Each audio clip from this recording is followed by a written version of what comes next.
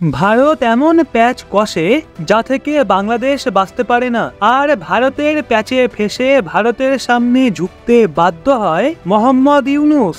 এতদিন যেভাবে দিন এগোচ্ছিল সেভাবে বাংলাদেশের নতুন সরকার ভারতের বিরুদ্ধে সিদ্ধান্ত নিচ্ছিল, এমনকি তাদের তরফ থেকে ভারতের মতো দেশকে হুমকি দেওয়া হয় যার সামনে বাংলাদেশ কিছুই নয়। কিন্তু যখন তাদের দেশ কাঙাল হওয়ার দিকে এগোয় তখন তাদের ভারতের কথা মনে পড়ে, আর তাদের কাছে ভারতের সামনে ঝোঁকা ছাড়া আর কোনো রাস্তা বেছে নেই।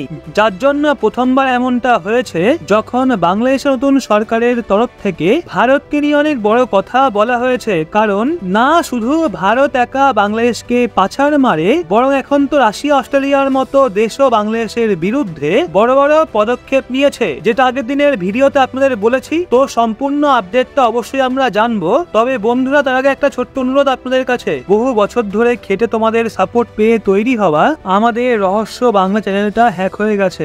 আপাতত এখন চ্যানেলটার কোনো অস্তিত্ব নেই। ইউটিউব সাপোর্ট টিমের সঙ্গে কথা হচ্ছে, জানি না শেষ অবধি কি হবে। তাই আপনাদের বলছি, দয়া করে চ্যানেলটাকেও সাপোর্ট করে ভালোবেসে রহস্য বাংলার মতো জায়গায় পৌঁছে দিন, আর রহস্য বাংলার জন্য একটু প্রার্থনা করবেন যাতে সেটা উদ্ধার হয়। কি বলুন তো, এতদিনের পরিশ্রম ধুলোয় মিশে গেলে কতটা খারাপ লাগে বলে বোঝাতে পারবো না। ফিরে আসছি এবার টপিকে। আসলে বিগত কিছুদিনে যে ভাবে চীনের কোলে বসে মোহাম্মদ ইউনূস ভারতের বিরুদ্ধে সিদ্ধান্ত নিয়েছিল, সেটার এফেক্ট তার উপর ভারীভাবে পড়ছে, কারণ বাংলাদেশ তেজ দেখিয়ে তাদের তরফ থেকে ভারতে সাপ্লাই হওয়া ইলিশ মাছের এক্সপোর্টকে আটকে দেয়। আর বাংলাদেশের নতুন সরকার ভারতে ইলিশ মাছের সাপ্লাইকে এমন সময় বন্ধ করে যেই সময় ভারতের মানুষদের এই মাছ ভীষণ প্রয়োজন, কারণ আর কয়েকদিন পরই দুর্গাপুজো। পশ্চিমবঙ্গের মানুষরা ইলিশ মাছ মা দুর্গার পুজোয় নিবেদন করে, আর দুর্গাপুজো ধুমধামের সঙ্গে পালন করার পর গরম গরম খিচুড়ির সাথে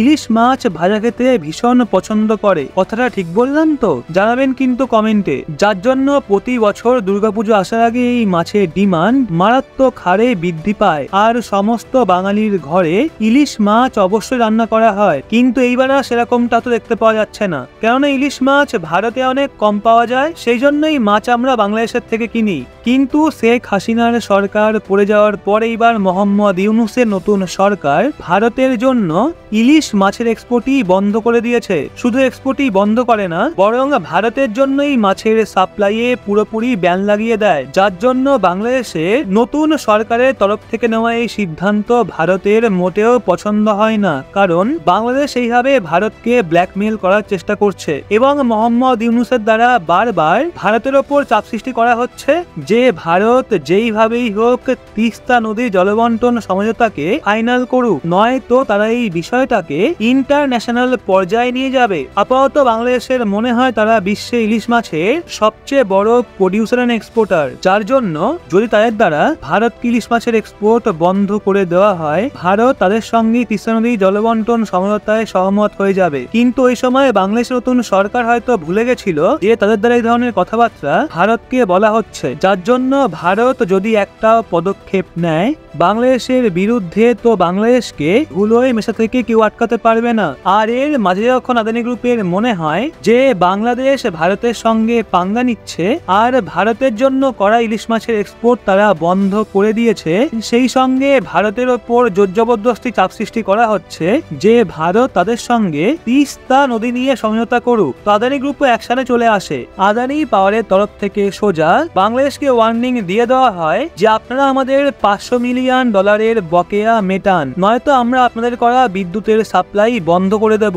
আর ভারতের পক্ষ থেকে এমন কথা শুনতেই বাংলাদেশ নড়ে চড়ে ওঠে। কিন্তু সদ্যই যখন অস্ট্রেলিয়া রাশিয়া দেখে একদিকে তো হিন্দুদের ওপর বাংলাদেশের তরফ থেকে এখনো অত্যাচার করা হচ্ছে, আর অন্যদিকে উল্টে ভারতের সামনে বাংলাদেশের নতুন সরকার এখনো দাপট দেখাচ্ছে, সেটা দেখে তারা বাংলাদেশকে এমন মজা দেখায় যেটা বাংলাদেশ বহু বছর ভুলবে না। যেমনটা জানেনই আপনারা, রিসেন্টলি রাশিয়া ভারতের মিত্ররূপে নিজের কর্তব্য পালন করে বাংলাদেশের থেকে 63 কোটি মানে $630 মিলিয়ন চেয়ে বসেছে। আসলে দেখা হলে কিছু মাস আগে শেখ হাসিনার সময় রাশিয়া বাংলাদেশের রূপপুর শহরে একটা নিউক্লিয়ার পাওয়ার প্ল্যান্ট নির্মাণ করেছিল, যেটা বাংলাদেশের প্রথম নিউক্লিয়ার পাওয়ার প্ল্যান্ট ছিল যেখান থেকে বিদ্যুৎ উৎপাদন করা হয়। আর এর পয়সা বাংলাদেশকে লোন রূপে মেটাতে হতো, কিন্তু এখনো পর্যন্ত বাংলাদেশ এর ইন্টারেস্ট রাশিয়াকে দিতে পারেনি। সেই জন্য রাশিয়া সোজা বাংলাদেশের থেকে $63 কোটি চেয়েছে। আর তারা সোজা বলে দেয়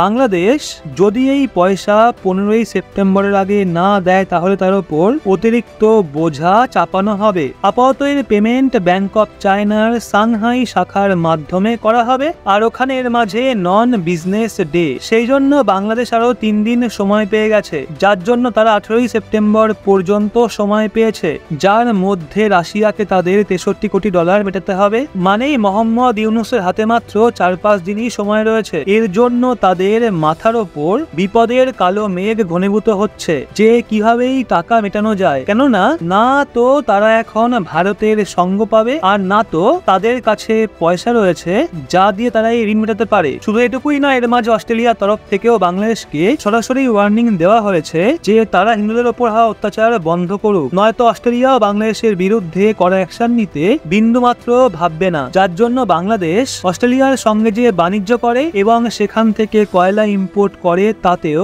সমস্যা আসতে পারে। তো বুঝতেই পারছেন বাংলাদেশ চারিদিক দিয়ে ফেসে গেছে, যার জন্য বাংলাদেশের কাছে ভারতের সামনে মাথা নত করা ছাড়া আর কোনো রাস্তা বেছেই নেই। এমনকি ভারত যতই মাছের সঙ্গে সঙ্গে অন্য ফুডও বাংলাদেশের থেকে কিনুক, কিন্তু এর থেকে অনেক বেশি খাদ্য সামগ্রী যেমন চাল, ডাল, গম এগুলো সঙ্গে সঙ্গে পেঁয়াজ এবং আলুর মতো অন্যান্য সবজিও ভারত বাংলাদেশে এক্সপোর্ট করে। এর জন্য এক্সপার্টদের তরফ থেকে এই বিষয়টা সামনে আসতে থাকে যে ভারতও খুব দ্রুত বাংলাদেশের জন্য এইসবের এক্সপোর্ট বন্ধ করতে পারে, আর ভারতেই সবকিছুর সাপ্লাই বাংলাদেশের জন্য বন্ধ করতে পারে। তাই তাদের এখন ভারতের সামনে বীর করতে দেখা যাচ্ছে, কারণ বাংলাদেশের নতুন সরকারের প্রধান মোহাম্মদ ইউনূস এই বিষয়টা ভালো মতোই জানে ভারতই এমন একটা দেশ যে বাংলাদেশে এমন সময়ও খাদ্য সামগ্রী সাপ্লাই করছে যেই সময় বাংলাদেশ কাঙাল হয়ে গেছে এবং তাদের কাছে ভারতের বকেয়া মেটানোর মতো পয়সা নেই। এমনকি বাংলাদেশের নতুন সরকার যখন IMF মানে ইন্টারন্যাশনাল মনিটারি ফান্ড এবং ওয়ার্ল্ড ব্যাংকের সামনে